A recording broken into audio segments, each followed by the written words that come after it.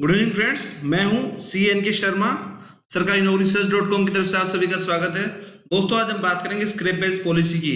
दोस्तों, सरकार ने अभी हाल ही में कैबिनेट का ड्राफ्ट नोट तैयार किया है, जिसके तहत सरकार जल्दी ही स्क्रैप बेस पॉलिसी लेके आने वाली है, जिसमें बहुत बड़े चेंजेस होने वाले हैं हमारे ऑटोमोबाइल सेक्टर के अंदर।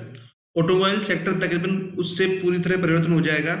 आप ये समझ लीजिए कि जो कारें अभी नई लोग खरीदेंगे वो 25 से 30% सस्ती आएंगी, और जो एग्जिस्टिंग कारें हैं जो 15 साल से पुरानी हो चुकी हैं वो बहुत महंगी हो जाएंगी।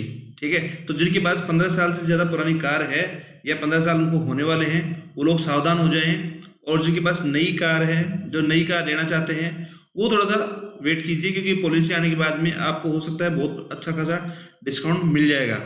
ठीक है फ्रेंड्स, ये पॉलिसी इस मानसून सत्र के अंदर या इससे नेक्स्ट सत्र के अंदर संसद में लाई जाएगी। इसकी प्लानिंग बहुत पहले से जो हमारे नितिन गडकरी साहब मंत्री हैं वो कर रहे हैं, और इसकी कई बार जो संबंधित पार्टनर्स हैं ऑटोमोबाइल सेक्टर के, उनसे मीटिंग हो चुकी है। अब कैबिनेट ने एक ड्राफ्ट नोट तैयार किया है।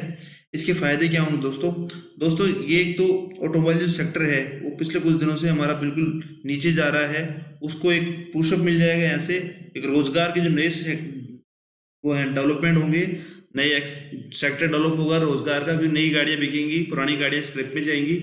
ठीक है, जैसे कि फॉरेन की कुछ कंट्री में आप देखते होंगे कि 15 साल बाद में वो गाड़ियां स्क्रैप पे चली जाती हैं, वैसी स्क्रैपेज पॉलिसी यहाँ पे होगी, जिसमें जो पुरानी गाड़ियां हैं उनका जो नया रजिस्ट्रेशन, आपको पता है कि जो हमारा RTO है वो हर साल एक नया रजिस्ट्रेशन करवाना पड़ता है हम लोगों को, 5 साल के लिए, 10 साल के लिए।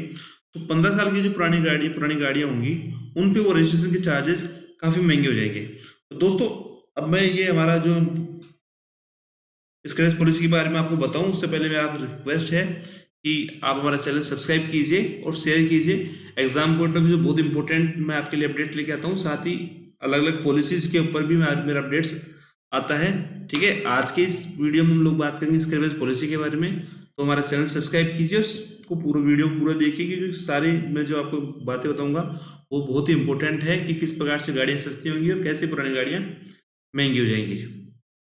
ठीक है, ये द हिंदू की न्यूज़ है जो मैं आपके सामने कोट कर रहा हूँ।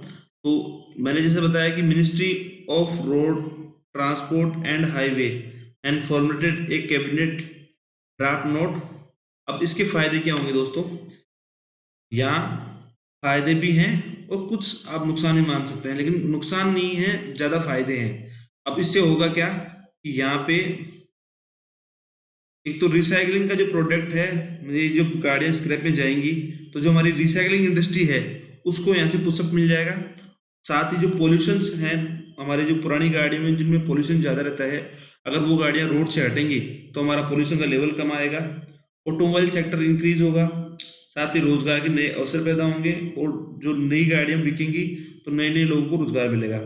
अब इससे नुकसान क्या है, नुकसान ये है कि आपकी गाड़ी अगर 15 साल हो चुके हैं तो वो आपको मजबूरन आपको स्क्रैपेज में देनी पड़ेगी, क्योंकि ये क्या कर रहे हैं कि 15 साल से जो ज़्यादा गाड़ियां हैं, मजबूरी नहीं कर रही, यहाँ पे प्रेशर नहीं है, लेकिन 15 साल से गाड़ी पुरानी होगी तो आपको नया रजिस्ट्रेशन कराना पड़ेगा, और नए रजिस्ट्रेशन के जो चार्जेस हैं वो बहुत महंगे हो जाएंगे।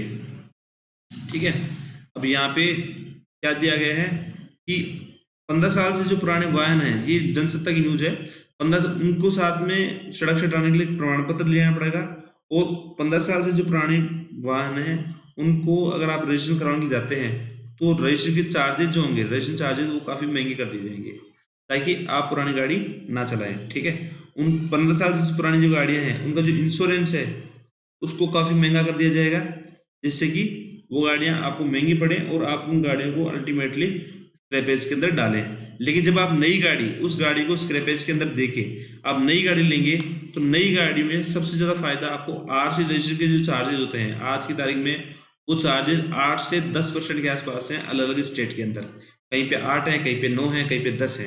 ठीक है, तो गवर्नमेंट की प्लानिंग है कि इस जो RC का रजिस्ट्रेशन चार्जेस हैं उसमें छूट दे दी जाए, साथ साथ ही जो इंश्योरेंस होता है नई गाड़ियों का उस इंश्योरेंस में छूट दे दी जाए, और कुछ उसकी जो प्राइजेस हैं उसमें छूट दे दी जाए।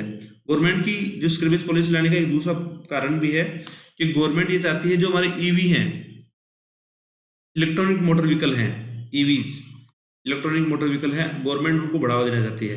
तो जब आप पुरानी गाड़ियों को हटाएंगे तो नई गाड़ी जब आप खरीदेंगे तो आपको इलेक्ट्रॉनिक मोटर व्हीकल अगर आप लेते हैं तो उस पर आपको अच्छी खासी सब्सिडी गवर्नमेंट की तरफ से दी जाएगी, जिससे कि जो व्हीकल्स हैं जैसे 8 से 10% का छूट यहाँ पे हो गई, इंश्योरेंस में छूट हो गई, साथ ही ईवी अगर आप खरीदते हैं तो और ज़्यादा छूट हो गई। तो एक कुल मिला के 25 से 30% की छूट आपको यहाँ पे मिल जाएगी अलग अलग व्हीकल्स के अंदर। जब स्क्रैपेज पॉलिसी के अंदर गाड़ी जाएगी तो दो तरह की इंडस्ट्री वर्किंग करेगी। एक नई इंडस्ट्री खड़ी हो जाएगी हमारी, जो स्क्रैपेज पॉलिसी को जो रिसाइकलिंग करेगी प्रोडक्ट्स को, क्योंकि जब ये गाड़ियां रिसाइकलिंग में जाएंगी तो हमारे पास एक बहुत बड़ी इन्वेंट्री खड़ी होगी रिसाइकलिंग की। तो वहां पे हमारी जो रिसाइकलिंग इंडस्ट्री है जो उन गाड़ियों को रिसाइकिल करेगी या डिसमेंटलिंग करेगी, तो उनका एक बड़ा इंडस्ट्री खड़ी हो जाएगी, उसमें रोजगार के कारण डेवलप होंगे।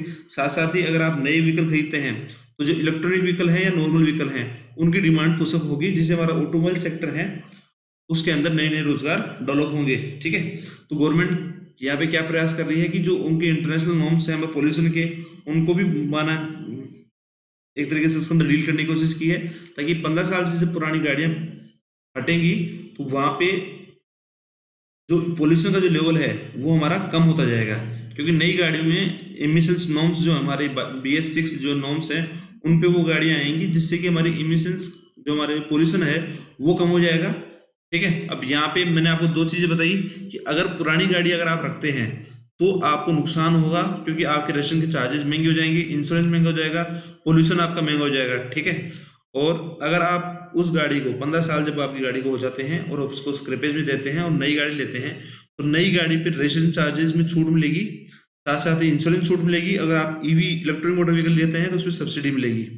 ठीक है, तो ये कुछ हैं दोस्तों इंपॉर्टेंट चीजें जो मैं आपके साथ में शेयर करना चाह रहा था कि ये ड्राफ्ट नोट है और आने वाले समय पे जल्दी ही ये 19 सितंबर की न्यूज में आपको दिखा रहा हूँ, आने वाले समय में जल्दी ही ये जो पॉलिसी है वो पूरी तरह संसद में आएगी और उसको अमलीजामा बनाया जाएगा। ठीक है, इससे जो हमारी ऑटोमोबाइल इंडस्ट्री की बड़ी कंपनियां हैं, मारुति हैं, अशोक लीलैंड है, उनको बहुत बड़ा बेनिफिट होने वाला है।